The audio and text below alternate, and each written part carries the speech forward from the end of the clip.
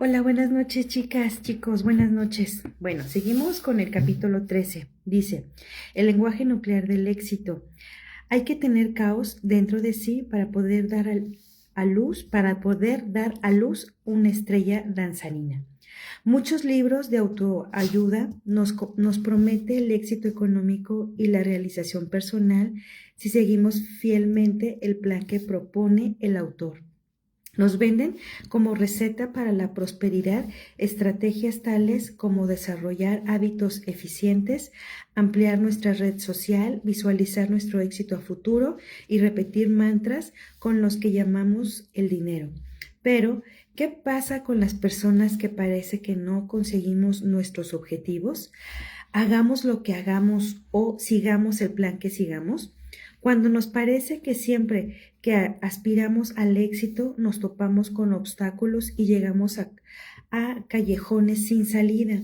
Puede ser importante que exploremos nuestra historia familiar, los hechos traumáticos sucedidos en nuestras familias y pendientes de resolver nos pueden estar cortando el flujo de éxito y nuestra capacidad para recibirlo. Podemos estar sufriendo las consecuencias de una serie de dinámicas que afectan a nuestra capacidad para sentirnos seguros y con vitalidad económica.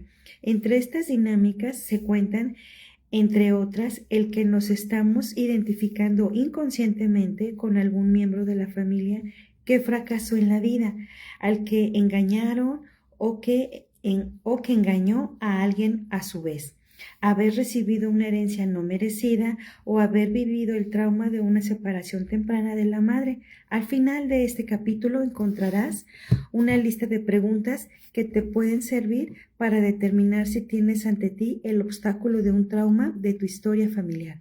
Aprenderás también a extraer el lenguaje nuclear asociado a tus miedos, al fracaso y al éxito, y conocerás el modo de seguir por el buen camino. Para empezar, veamos cómo han aplicado otras personas el planteamiento del lenguaje nuclear para liberarse y poder tener más éxito en la vida. Expiar las injusticias de la historia familiar. A Ben le faltaba una semana para cerrar su bufete de abogados. Después de haber intentado sin éxito varios recursos para que el negocio diera beneficio, iba a dejarlo definitivamente. Parece que apenas soy capaz de sobrevivir, me dijo. Casi no tengo lo suficiente para vivir. Lenguaje nuclear de Ben. Apenas sobrevivo. Casi no tengo lo suficiente. Ben estaba describiendo una pauta que había vivido durante toda su vida de adulto. La de tener muchos asuntos en marcha, muchos clientes importantes. ¿Para qué? De pronto se le hundiría todo. Es como si fuera capaz de conservar nada de lo que gano. Apenas sobrevivo. Si escuchas con atención el lenguaje nuclear de Ben, quizá oigas en el grito de otra persona, quizá oigas en él el grito de otra persona, en una persona empobrecida, que apenas sobrevivía, que casi no tenía suficiente para vivir. Naturalmente la pregunta es, ¿quién era esa persona? En la familia de Ben, la pista del lenguaje nuclear conducía directamente hasta la raíz del problema. Ben recordó cuando iba a Florida de niño, su abuelo fue propietario y administrador de una próspera plantación de cítricos en la región central del estado de Florida. Desde los años 30 hasta principios de los 60, la familia había levantado su fortuna con el sudor y el trabajo de jornaleros inmigrantes a los que no pagaban casi nada. Los inmigrantes recibían sueldos ínfimos con los que apenas podían sobrevivir. Estaban acosados por las deudas y vivían en la miseria, mientras la familia del abuelo de Ben prosperaba y residía en una mansión lujosa. Los jornaleros vivían alejados en unas chozas. Dice, Ben recordaba que de niño jugaba con los niños de los jornaleros. Recordaba la sensación de culpa que le producía el tener mucho más que ellos. Años más tarde, el padre de Ben había heredado las posesiones del abuelo, pero con el tiempo lo habían perdido todo por una serie de inversiones y de negocios desafortunados. Al final, Ben no había heredado nada y las adversidades habían proseguido para él. Desde que se había graduado como abogado, había ido endeudándose cada vez más, incapaz de pagar sus facturas y los préstamos que debía al banco. Ben solo empezó a entender las cosas cuando estableció la relación entre su situación actual y la historia de su familia. Vio que su familia había prosperado mientras los jornaleros inmigrantes apenas sobrevivían. La situación de desventaja de estos estaba asociada estrechamente, dice, a las ventajas que disfrutaba la familia de Ben. Este se había alineado inconscientemente con los trabajadores y había estado produciendo su miseria. Era como si Ben viviera en la pobreza, pudiera expiar de alguna manera la deuda de su padre, una deuda que ni siquiera era suya. Había llegado el momento de romper con aquella pauta. En nuestra sesión de trabajo juntos, Ben cerró los ojos y visualizó a los niños con los que jugaba y a las familias de estos, como si los tuviera delante. En su imagen interior los veía abatidos y pobres. Visualizó a su abuelo, que había fallecido cuando Ben tenía 12 años. El abuelo estaba con los jornaleros y sus familias, y les pedía perdón por no haberles pagado lo que merecían.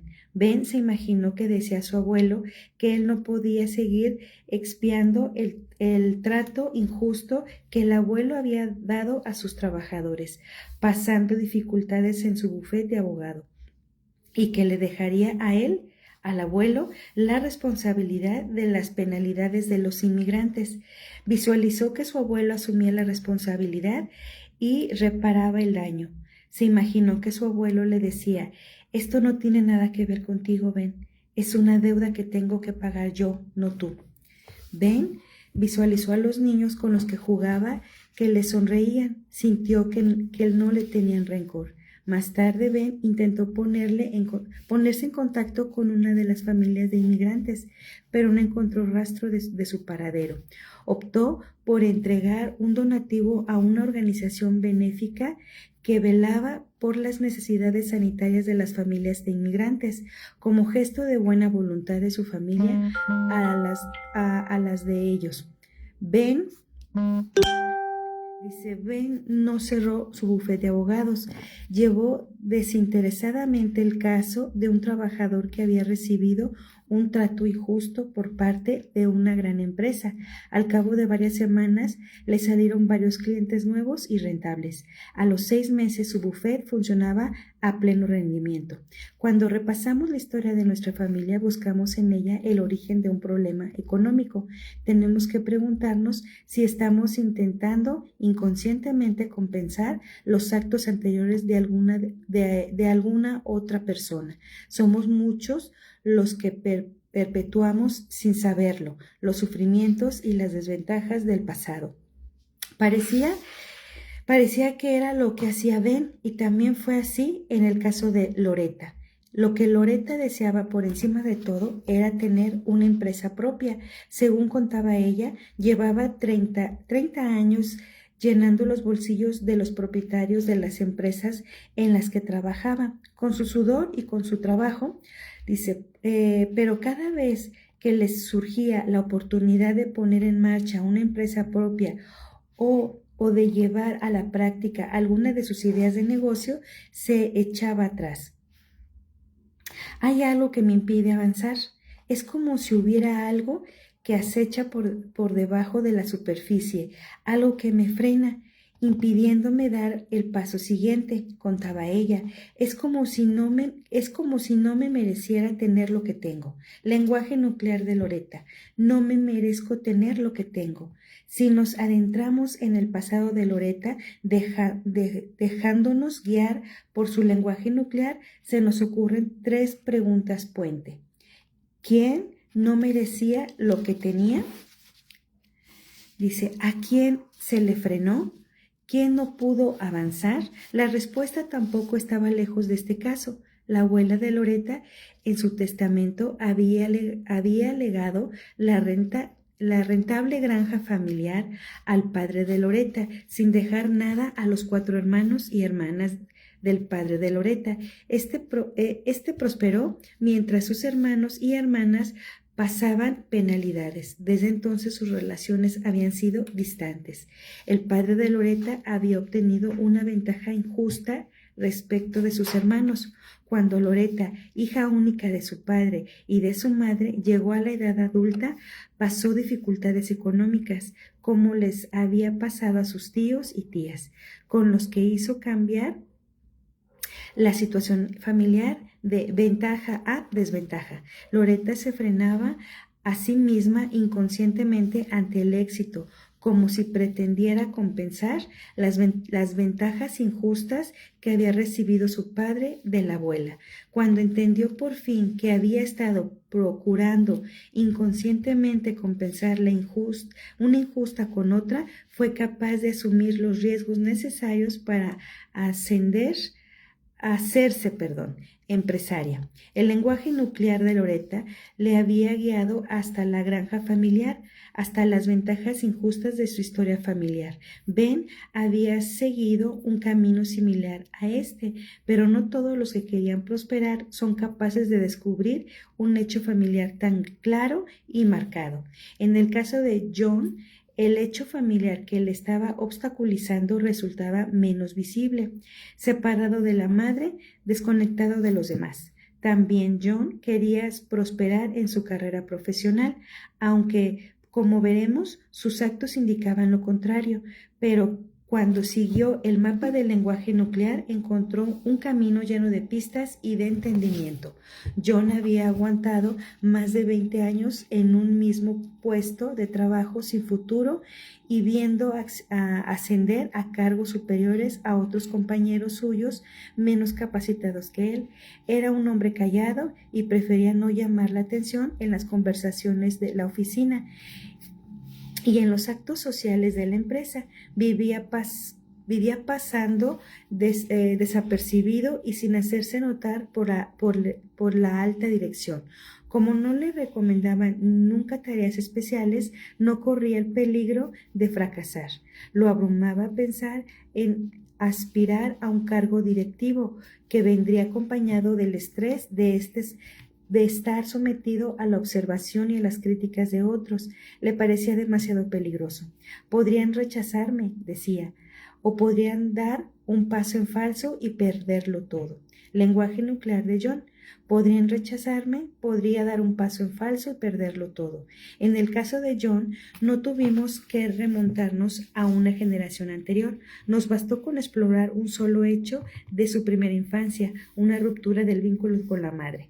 Muchos de nosotros hemos sufrido una ruptura del proceso de vinculación con nuestras madres, y a semejanza de John, no hemos sido capaces de establecer la relación de esta ruptura con sus efectos sobre nosotros en nuestra vida adulta. John había dejado de confiar en el amor y en el apoyo de su madre en una etapa temprana de la infancia. A continuación de ello, había vivido gran parte de su vida lleno de cautela en las relaciones con los demás. Al no sentir apoyado por su madre, John tenía inseguridad y dudas siempre que se acercaban a las cosas que deseaba más. Si hago o digo una cosa equivocada, me rechazan o me despedirían. Eso temía. John no sabía relacionar su miedo al rechazo con la separación de su madre que había sufrido. Cuando tenía 3 años, lo habían mandado con su abuela durante un verano, mientras sus padres se iban de vacaciones. Los abuelos de John vivían en una granja y, aunque le habían dado todo lo que necesitaba físicamente, solían dejarlo solo en un corralito al aire libre, mientras los adultos se ocupaban de sus tareas. En el transcurso de aquel verano, el abuelo había caído enfermo, con lo que la abuela había tenido que dedicarse una Tenía que dedicarle una proporción mayor de su atención y de sus energías. Mientras la abuela estaba tan atareada, John no tardó en descubrir que le convenía más estar callado y no estorbar para no irritarla. Cuando regresaron los padres de John, este no había tenido ningún modo de comunicarles lo temible que había sido su experiencia. Quiso correr hacia ellos, pero algo lo detuvo. Sus padres, al advertir que no quería que lo abrazaran ni que lo mimaran, se había limitado a suponer que se había vuelto más independiente durante su ausencia. Pero en el interior de John se estaban desplegando unas experiencias contradictorias. Aquella autonomía suya se limitaba a ocultar la negatividad y a contar con la presencia de su madre. John no se daba cuenta de que intentando protegerse de posibles desengaños ulteriores, había cerrado su propia vitalidad y se había impedido a sí mismo brillar. Lo que se escondía tras aquella fachada de independencia no era más que una asociación de la intimidad en el hacerse daño. Aquella huella fue un modelo por el que siguió durante buena parte de su vida de adulto, por temor al rechazo y a las pérdidas. John tomó medidas extremas para evitar esas conexiones que, en realidad, ansiaba en secreto. No se planteaba la posibilidad de asumir riesgos. Un riesgo equivocado podría suponer volver a perderlo todo. Cuando se interrumpe el vínculo temprano con nuestra madre, nuestras vivencias pueden quedar oscurecidas por una nube de miedo y de desconfianza. Otra consultante llamada Elizabeth vivía bajo una nube de este tipo. Dice, a semejanza de John, Elizabeth se había visto separada de su madre. Cuando tenía 7 años, había pasado 2 semanas ingresada en un hospital, sin recibir los cuidados de su madre. La separación se había repetido más adelante. A los 3 y a los 7 años de edad, había pasado otras 2 estancias en el hospital de 1 semana cada una. Elizabeth decía que su trabajo actual de grabadora de datos en una oficina con otros 30 empleados era un infierno. Podía pasarse un día entero sin cruzar una palabra con nadie. Su distanciamiento con sus compañeros de la oficina se había agudizado tanto que Elizabeth había empezado a rehuir toda conversación en general, limitándose a responder con monosílabos a las preguntas que le hacían. Dice, si digo lo que no debo, se marcharán. Por eso me atraigo, me dijo. Me describió los pensamientos obsesivos y los miedos que producían mentalmente por las noches. Cuando he mantenido una conversación, la repaso mentalmente una y otra vez. ¿He dicho algo que no debía? ¿He ofendido a alguien? ¿Debería haber dicho algo de otra manera? O bien envió mensajes de texto a mi amiga sin parar. ¿Por qué no respondes? ¿Estás enfadada conmigo? Cuando veía que sus compañeros de oficina charlaban entre sí, se le agudizaba el miedo. Temía que estuvieran hablando de ella. En el último extremo, llegó a pensar que carecía de valor y que la rechazarían o la despedirían, o que la despreciarían o la excluirían del grupo. Cualquiera de estas cosas le reproducía los sentimientos de soledad y de desvalimiento que había tenido de niña en el hospital. Elizabeth, como John, no había sabido relacionar conscientemente estos sentimientos con la separación temprana de su madre, que habían sufrido durante sus estancias en el hospital. Lenguaje nuclear de Elizabeth: me rechazarán, me excluirán, no me integraré, me quedaré sola. Elizabeth, como John, cargaban con un miedo a que le dejasen o la abandonasen.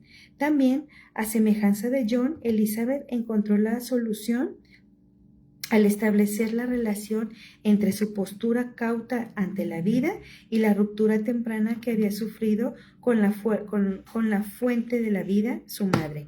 El mero hecho de conocer esta relación le permitió empezar a desactivar las conclusiones a las que había llegado de niña y que le habían limitado la vida inconscientemente. Tanto John como Elizabeth empezaron a curar la imagen interior que tenían de sus madres como fuente poco fiable de apoyo y de cuidado.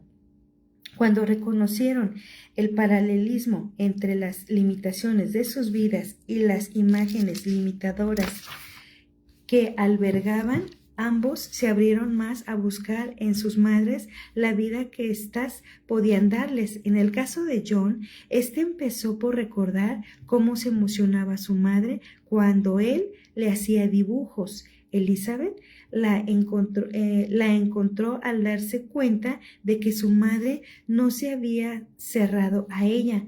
Había sido la propia Elizabeth quien se había cerrado ante su madre durante sus estancias en el hospital. Elizabeth vio por fin que ella misma había truncado los múltiples intentos de su madre para darle amor. Su madre le había sido fiel, le había dado apoyo y le había dado más de lo que ella reconocía. Cuando Elizabeth hubo entendido las repercusiones de aquella separación, se sintió esperanzada. Veía por primera vez una vía que podía conducirla a alguna parte. Su lenguaje nuclear no era más que el reflejo de las palabras de una niña pequeña que se quedó sola y se sintió abandonada por su madre. Vio por primera vez una luz al fondo del túnel. Siguiendo la pista del lenguaje nuclear, encontró el camino que la llevaría hasta el otro lado. Dinámicas familiares que pueden afectar el éxito. Dice, nuestra vitalidad económica no solo puede quedarse limitada por rupturas del vínculo con nuestra madre, como en los casos de Elizabeth y de John, y por injusticias de los negocios en las herencias, como en los casos de Ben y de Loretta, existe otra multitud de dinámicas que pueden afectar a nuestra relación con el éxito. En las páginas siguientes exploraremos varias influencias familiares que nos pueden limitar. Cada una de ellas es como una fuerza silenciosa que puede afectar a las generaciones sucesivas. Cualquiera de ellas puede hacernos descarrilar cuando intentamos avanzar. El rechazo a un progenitor puede dificultarnos el éxito. Con independencia de la historia que contamos sobre nuestros padres, de si eran buenos o malos, de lo dolido que nos sentíamos por lo que nos hicieron o por lo que no hicieron. Lo cierto es que cuando los rechazamos podemos estar limitando nuestras oportunidades. Nuestra relación con nuestros padres es una metáfora de la vida en muchos sentidos. Las personas que sienten que han recibido mucho de sus padres suelen tener también la sensación de que reciben mucho de la vida. El sentimiento de que hemos recibido poco de nuestros padres puede traducirse en un sentimiento de que la vida nos da poco. Si nos sentimos defraudados por nuestros padres, podremos sentirnos también defraudados por la vida. Cuando rechazamos a nuestra madre, podemos distanciarnos inconscientemente de las cosas de la vida que nos confortan y nos consuelan. Podemos sentir que en nuestra vida falta seguridad, tranquilidad, apoyo, cariño, todos los elementos que se asocian a la maternidad. Por mucho que tengamos, es posible que sintamos que nunca tenemos lo suficiente. También puede ser limitadores los efectos para rechazar al padre. Por ejemplo, un hombre que rechaza a su padre puede sentirse incómodo o tímido cuando está con otros hombres. Hasta puede rehuir o rechazar las responsabilidades asociadas al ser padre, con independencia de que su padre fuera el que sacó adelante a la familia o de que fuera el fracasado de la familia. Las cuestiones sin resolver con nuestro padre o con nuestra madre puede oscurecernos la vida laboral y la vida social. Si estamos reproduciendo inconscientemente las dinámicas familiares no resueltas, es probable que generemos conflictos en vez de conexiones auténticas. Puede ser difícil salir adelante mientras estemos dirigiendo nuestras proyecciones antiguas hacia nuestros jefes o hacia nuestros compañeros. Podemos repetir la experiencia vital del padre o madre al que rechazamos. Cuando rechazamos a uno de nuestros progenitores, se puede generar una simetría extraña que nos vincula con él. Es posible que nos pongamos en su lugar sin saberlo. Los rasgos de nuestros padres o madre puede considerarnos inaceptables o intolerables. Puede reaparecer en nuestra vida. Quizá nos parezca una herencia maldita. Nosotros damos por supuesto lo contrario, que cuanto más nos distanciamos de nuestros padres, menos probabilidades tendremos de que nuestra vida se parezca a la de ellos y de que tengamos que pasar por los mismos problemas. Sin embargo, parece ser que se cumpla lo contrario. Cuando nos distanciamos de nuestros padres, tendemos a volvernos más como ellos. Y es frecuente que nuestras vidas sean semejantes a las suyas. Por ejemplo, si rechazamos a nuestro padre porque era alcohólico o un fracasado, nosotros mismos podremos llegar a beber o a fracasar como él. Al seguir inconscientemente sus pasos, establecemos con él un vínculo oculto, compartiendo sus rasgos que consideramos negativos. El vínculo secreto de Kevin con su padre. A sus 36 años, Kevin estaba orgulloso de su cargo de alto ejecutivo en una de las empresas más destacadas de ventas y servicios por Internet, pero temía que sus problemas con la bebida la destrozara. Dice, tengo miedo de sufrir una crisis, fracasar y perder todo lo que he conseguido. Lenguaje nuclear de Kevin. Sufriré una crisis, fracasaré y perderé todo lo que he conseguido. En la familia de Kevin, esta era precisamente lo que le había pasado a su padre. El padre de Kevin, abogado de prestigio que ejercía en Boston, se había vuelto alcohólico y había perdido el trabajo y después la salud. La familia había terminado por perder la casa. Llegó ese punto cuando Kevin tenía 10 años. Su madre lo había apartado de su padre. Kevin solía oír decir a su madre, tu padre es un inútil, nos ha destrozado la vida. Desde entonces, Kevin solo había visto a su padre en raras ocasiones. El padre había muerto joven de un fallo hepático. Cuando Kevin tenía 25 años, fue entonces cuando Kevin había empezado a beber. Kevin recordó haber oído contar un incidente de la vida de su padre. Cuando éste tenía 12 años, el padre de Kevin y su hermano de 12 años se habían subido al tejado de un viejo granero. El tejado se había hundido y el hermano se había matado. Al padre de Kevin lo habían culpado de aquella muerte. Kevin entendió entonces que su padre se sentía responsable de la muerte de su hermano. No había sido capaz de soportar hacer una vida plena mientras su hermano no podía disfrutar también de la suya. Durante nuestra sesión de trabajo, Kevin tuvo un momento repentino de entendimiento en el que fue capaz de establecer esta misma relación con su propia autodestrucción. Comprendió que si moría joven, no conseguiría más que destrozar todavía más a su familia. Una vez que Kevin hubo entendido la carga que arrastraba a su padre, fue capaz de sentir un amor profundo hacia él, lo que llenaba de sentimientos y de solidaridad. Lamentó entonces haberlo apartado de sí hace mucho tiempo. A Kevin le bastó con establecer una relación para realizar cambios importantes en su vida. Dejó de beber y por primera vez se sintió apoyado por una imagen de su padre que lo acompañaba. Veía con ilusión la vida que tenía por delante, una lealtad inconsciente al fracaso. No es necesario que rechacemos a nuestros padres para que repitamos en nuestra vida sus desventuras. A veces tenemos un vínculo inconsciente con ellos que nos tienen empantanados en unas vivencias similares a las suyas. Es posible que por mucho que nos esforcemos para alcanzar el éxito, no vemos incapaces de llegar muy lejos en nuestras vidas de lo que llegaron ellos con las suyas. Por ejemplo, si tu padre fracasó en los negocios y no fue capaz de sostener económicamente a la familia, quizá te sumes a él inconscientemente, fracasando del mismo modo.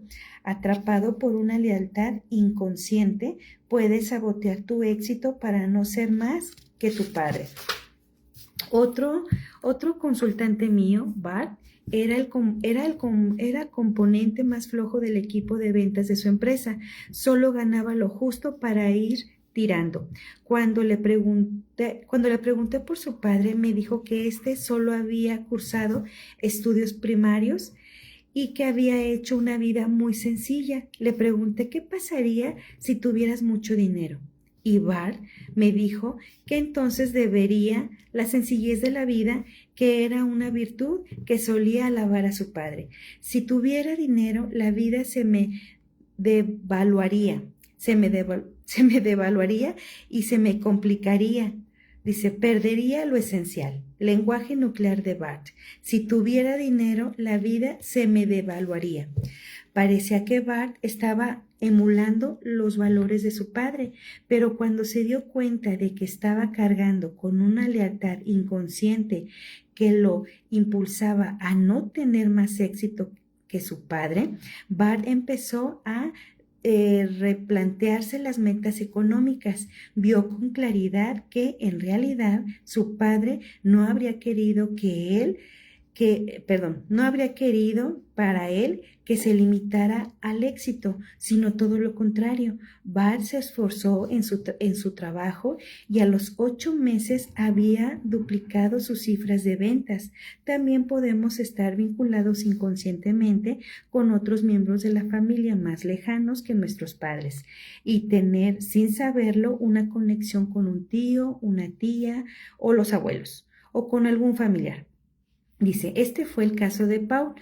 Cuando acudió a verme, se le habían saltado muchas veces en los ascensos de la empresa, aunque nunca le habían dicho nada abiertamente. Aquello podía tener que ver con su aspecto descuidado y con la ropa vieja y sucia que se ponía. No tenía aspecto de líder. Cuando recordaba la vergüenza que le producía de niño su abuelo, que era el fracasado del pueblo, sus amigos y él se burlaban de él. Dice, al que se podía ver, dice, rebuscando comida entre la basura o durmiendo en las tardes en el cine de la población. Ahora que Paul era adulto, estaba reproduciendo aspectos de la vida de su abuelo, vistiéndose como él y reviviendo sus miedos. Lenguaje nuclear de Paul. No soy lo bastante bueno, no me quieren. Dice, repasemos juntos la historia familiar. Cuando el abuelo de Paul tenía 4 años, su familia se encontraba en una situación económica apurada. No podían mantenerlo y lo habían enviado a un orfanato. Paul emprendió entonces que aquellos sentimientos de no ser querido y de no ser bastante bueno no eran suyos, sino que pertenecían propiamente a su abuelo. Paul no había hecho más que continuar dichos sentimientos. Cuando Paul reconoció su conexión inconsciente con su abuelo, fue capaz de liberarse. Ya podía conectarse con su abuelo sintiendo solidaridad con él, en vez de tenerse que vestir como él. Cuando hubo entendido aquella identificación, Paula empezó inmediatamente a realizar cambios positivos en su aspecto físico. El legado de las cuestiones no resueltas.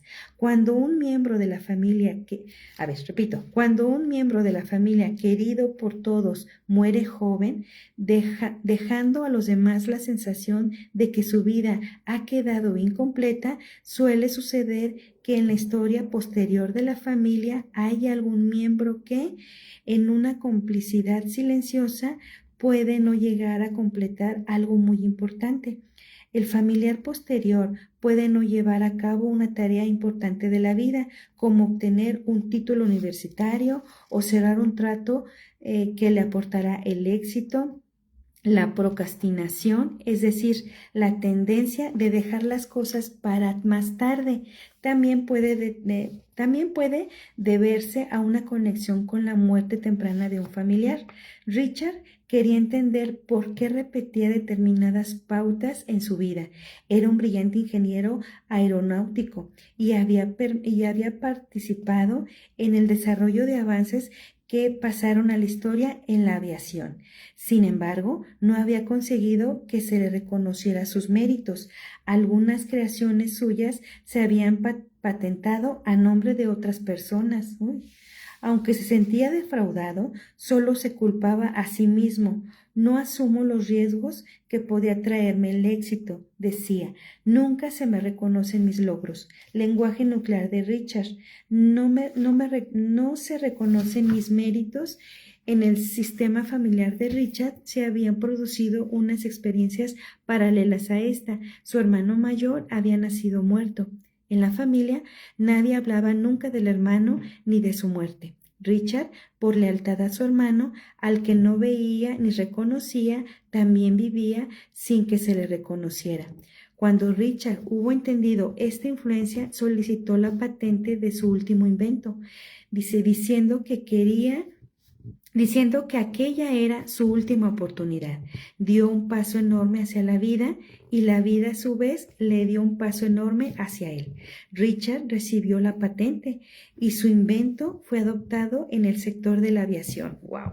Dice, podemos vivir sin ser vistos ni reconocidos, a semejanza de un familiar que tuvo una muerte temprana, pero también podemos hacer vidas restringidas o limitadas por lealtad hacia un miembro de la familia que tuvo un problema mental, físico o emocional. En nuestra lealtad había un hermano, tía, tío, padre, abuelo, cuya vida nos parecía limitada de alguna manera. Podemos estar sometidos nuestras vidas a unas limitaciones similares y similar también nuestros logros personales.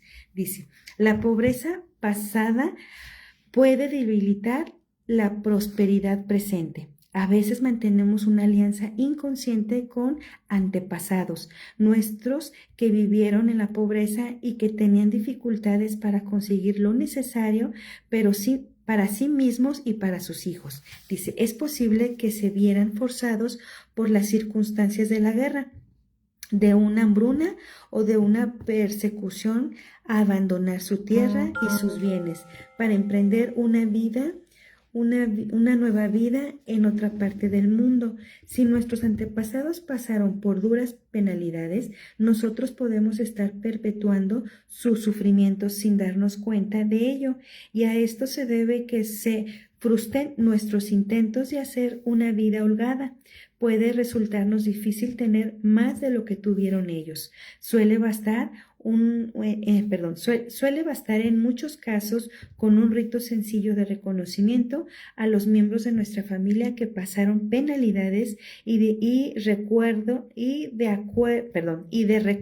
al país o a la cultura que dejaron para reasentarnos en nuestra situación actual y que seamos capaces de aprovechar la vida nueva que recibimos gracias al trabajo de ellos.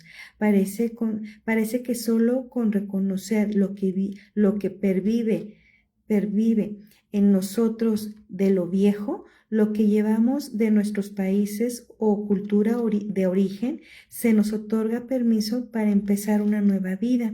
Además, también nos reasentamos cuando nos sentimos agradecidos al nuevo país por habernos acogido y por habernos brindado oportunidades nuevas para el éxito. Más aún, cuando encontramos el modo de devolver algo a este país a cambio de las ventajas que obtuvo nuestra familia.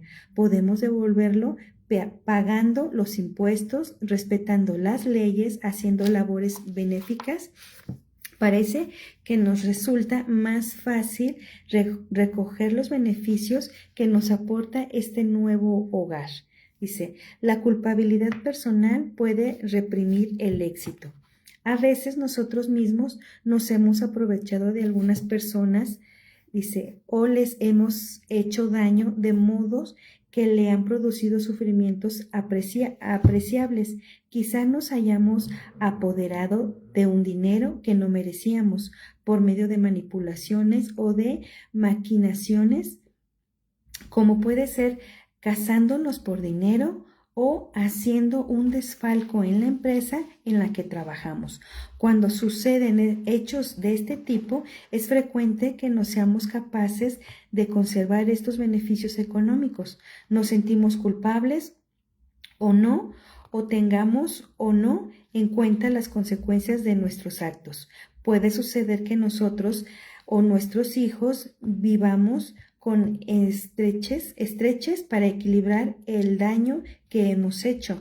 En conjunto, las consecuencias de nuestros actos, los efectos de los traumas familiares no resueltos, nuestra relación con nuestros padres y nuestro enredo con miembros de la familia que sufrieron pueden servir de obstáculos en el camino que nos conduce al éxito personal. Cuando establecemos la relación con el pasado e integramos lo que estaba desequilibrado en el presente, damos un paso crucial. Una vez que vemos todo y a todos con consideración y con respeto, las cuestiones del pasado nos resultan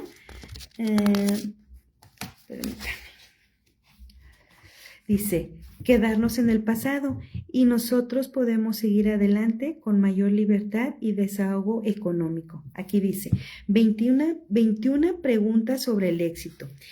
Dice, he aquí 21 preguntas que te puedes plantear al explorar las influencias de tu familia sobre el éxito personal. 1. ¿Tuviste relaciones difíciles con tu madre? Repasa tus descriptores nucleares y consulta el capítulo 7. 2. ¿Tuviste relaciones difíciles con tu padre? Repasa tus descriptores nucleares y consulta el capítulo 7. 3. ¿Tuvieron éxito tus padres en su profesión o actividad económica? 4.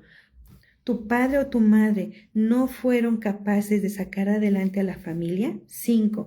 ¿Se separaron tus padres cuando eras niño? 6. ¿Cuál era la actitud de tu madre hacia tu padre? 7. ¿Cuál era la actitud de tu padre hacia tu madre? 8. ¿Sufriste de niño una separación física o emocional de tu madre? 9. ¿Murió joven tu padre, tu madre o tu abuelo o tu abuela? 10. ¿Tuviste tú o tuvieron tus padres o tus abuelos algún hermano que muriera joven? 11. ¿Obtuviste y obtuvo alguien de tu familia beneficios importantes a costa de otra persona o personas? 12.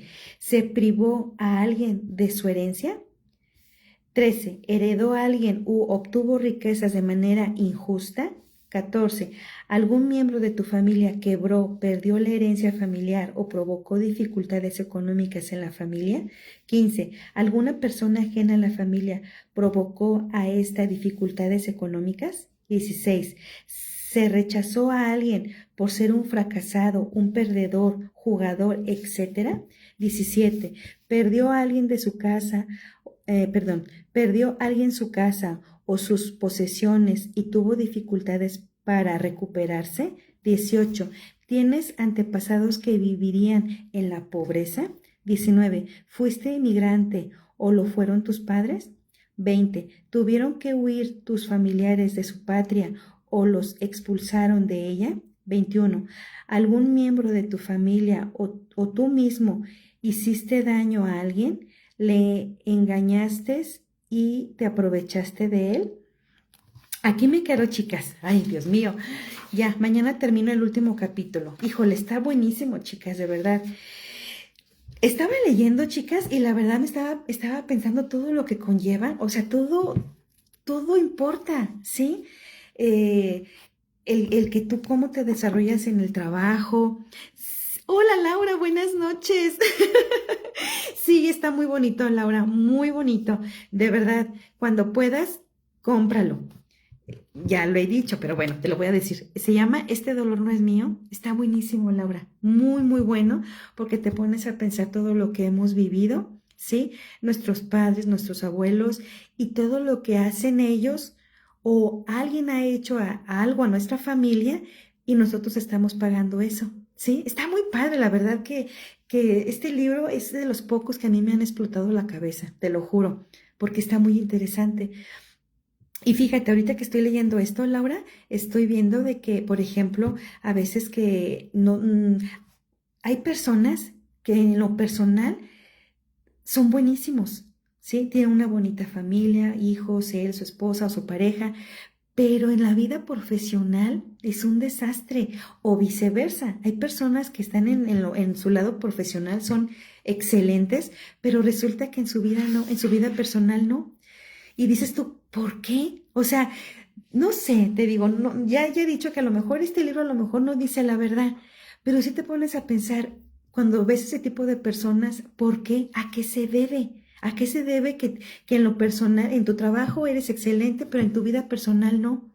Es algo muy extraño, muy chistoso, pero dices tú, bueno, nada va a pasar si lo haces. Si haces esas preguntas que tú misma que tú misma tienes que hacerte y también de tu familia, el no ya lo tienes, no va a pasar nada malo si lo haces, pero ¿qué tal si funciona? De verdad que está muy interesante todo eso que dice el libro.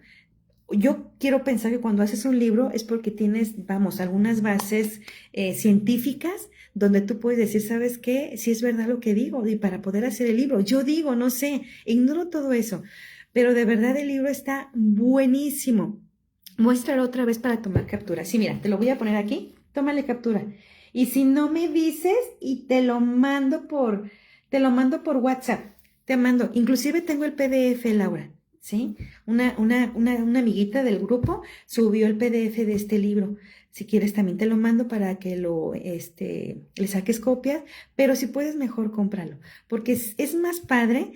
Ya le había dicho ayer que si tú lo compras, Laura, lo puedes subrayar, ¿sí? Puedes subrayar y cada vez que lees en diferente tiempo el libro, te enseña más cosas. Dices, oye, esto no lo había visto antes, de verdad, a mí me ha pasado, tengo varios libros que cuando los vuelvo a leer, Laura, te lo juro, me dejan todavía otra enseñanza más.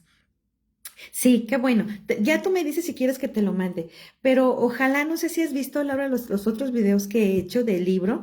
La verdad están, híjole, súper interesantes, están así como dices tú, no manches, no me la creo. Inclusive yo veo que debe haber gente que dice que no, ay no, está mal ese libro. Puede ser que sí, pero nada te cuesta digo, si te está yendo mal en la familia, en tu trabajo, bueno, pues haz lo que dice el libro, ¿sí? Y si no pasa nada, pues no pasa nada, pero ¿qué tal si pasa y todo lo contrario te va bien?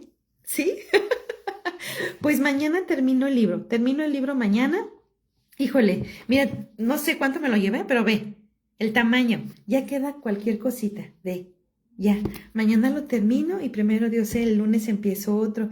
Hay muy buenos libros, Laura, no sé si has visto, tengo el de los 4 acuerdos que hablan de que no te lo tomes personal. Ay, yo no me acuerdo, ya hace mucho que lo leí, pero ahí lo tengo. Ese me lo quiero leer, porque ahorita la gente, todos nos tomamos a pecho, Laura. Te dicen algo y tú parece que a mí me queda, y yo me voy a enojar porque me lo dijo, y nunca te lo dicen a ti. Yo era así, Laura, y todavía, pero trato de ya no ser tanto. Pero ese libro está buenísimo. Ojalá, no sé si ya lo viste, Laura. Si no, el lunes empiezo igual a leerlo y es cortito, es más chiquito que este, pero está súper interesante, ¿sí? Qué bueno, Laura, me da gusto que me hayas escuchado, me hayas visto y pues a trabajar, Laura, a trabajar. Y más que tú que tienes hijos, sí, tienes que trabajar para que, ¿no lo has visto? Voy a subir, mañana voy a subir la foto del libro. Está muy bueno, yo lo he leído varias veces. Y te digo, está corto, pero te dicen muchas cosas que a todos nos quedan, a todos, ¿sí? Y te ayuda para no tomar nada personal, no te tomes nada personal. Sí, claro que sí, Laura, claro que sí. Primero Dios, el lunes empiezo y ojalá mañana me puedas acompañar. De verdad que me da gusto que me acompañes. Es muy bonito, es muy bonito. Es muy bonito cuando te sientes acompañada y no quise voltear porque dije, no, como es largo, quiero terminar el día de hoy. Por eso no, pero muchas gracias, Laura, por acompañarme. Espero que pues algo de lo que dije se nos quede y lo hagamos. Y pues mira, más que nada todo esto es para tener una bonita vida. No, mira, de por sí ya la tenemos tan complicada, Laura, de verdad. Nos complicamos la vida a fuerzas. Si no te la complicas, no eres feliz, por decirlo así. ¿Sí? Yo creo que es todo lo contrario. Debes de tenerla lo menos complicada para disfrutar de tu familia, disfrutarte a ti, ¿sí? Y ser felices. Al final, a eso venimos a este mundo, a ser felices. ¿Sale? Laura, te mando un fuerte abrazo, te quiero mucho y espero verte mañana. ¿Sale? Nos vemos mañana. Qué bueno. Te mando todos unos, me avisas si quieres que te mande el PDF, te lo mando y mañana subo la imagen del libro que voy a empezar el lunes. ¿Sale? Te mando muchos besos, te quiero mucho y nos vemos mañana. ¿Sale? Gracias, bye.